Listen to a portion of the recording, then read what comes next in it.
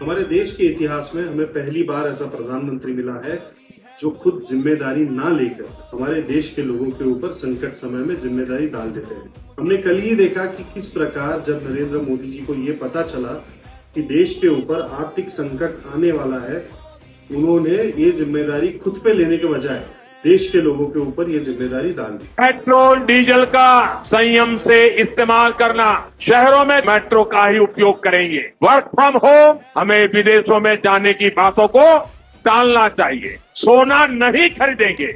उन्होंने लोगों से कहा कि सोने का उपयोग कम से कम अपनी शादी ब्याह में और उत्सव में करिए। मोदी जी, देश के लोगों की हालत आपने इतनी बदतर कर दी है कि सोना खरीदना तो बहुत दूर की बात रह गई है। पहले की तरह जो शादियों में और उत्सवों में देश के लोग सोना खरीदी करते थे, अब वो हालत आपकी वजह से इस देश में रही नहीं है।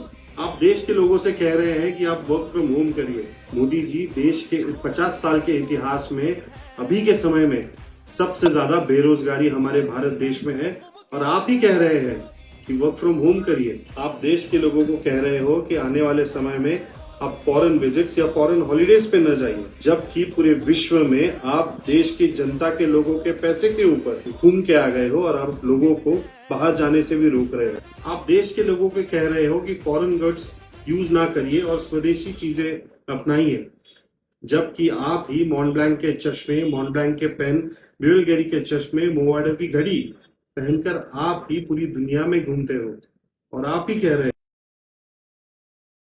आप देश के लोगों को कह रहे हो कि खुद की गाड़ियों का उपयोग न करते हुए मेट्रो और बसेस का उपयोग करें।